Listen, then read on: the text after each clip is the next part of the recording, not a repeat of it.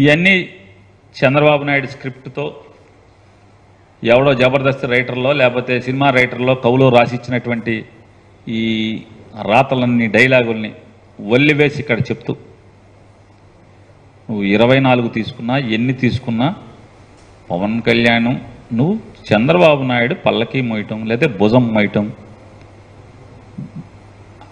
మెళ్ళ మీదకి ఎత్తుకునేటువంటి కార్యక్రమం నేను ఎత్తుకున్నాను కాబట్టి నా కోసం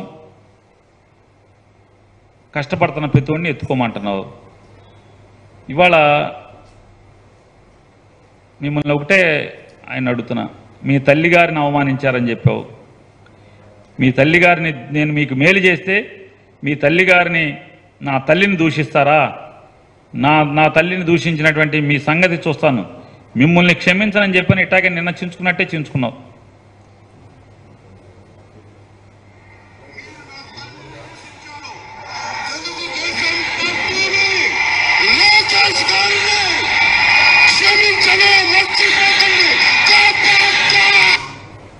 ఎవరిది?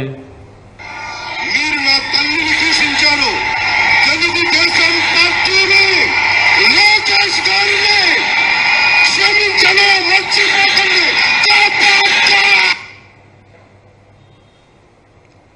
ఆయన క్షమించడు. ఎప్పటికీ సీఎం ఎప్పటికీ ఆంధ్రప్రదేశ్కి ముఖ్యమంత్రి కాలేడు. ఇది శాసనం. ఇవన్నీ మనయే కదా. నువ్వు అన్నావు సీఎం అయిపోయాడు.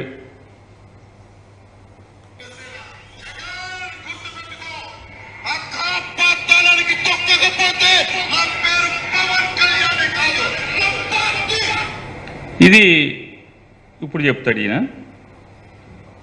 ఇంకొకటి ఆయన చెప్తాడు, ముష్టి వేస్తున్నారా నాకంటాడు.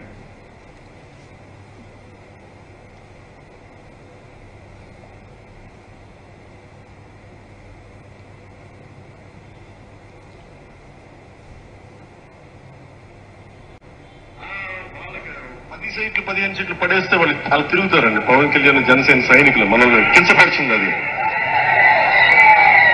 ఏమీ ఆశించుకునే సహాయం చేస్తే వాళ్ళకి వాళ్ళ కుక్క బిస్కెట్లు పడేసి 15 సీట్లు పడేసి ఇది వాళ్ళ మాటలు బాధ కలగదా? మనకి కోపం రాదా? మనకి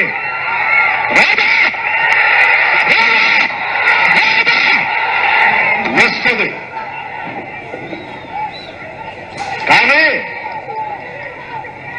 అంటే మీరు పడేస్తే భిక్ష వేయడానికి ఏమనుకుంటున్నాం? మేము జన సైనికులు, ప్రజల కోసం పనిచేసే వాళ్ళం. మేము ఇస్తాం మీరు తీసుకోండి, మీరు ఇస్తే మేము తీసుకునే వాళ్ళం కాదు.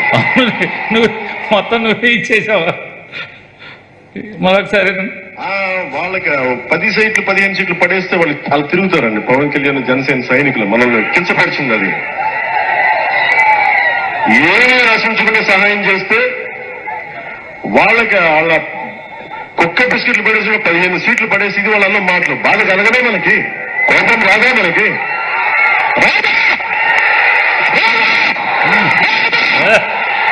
వస్తుంది. వచ్చింది.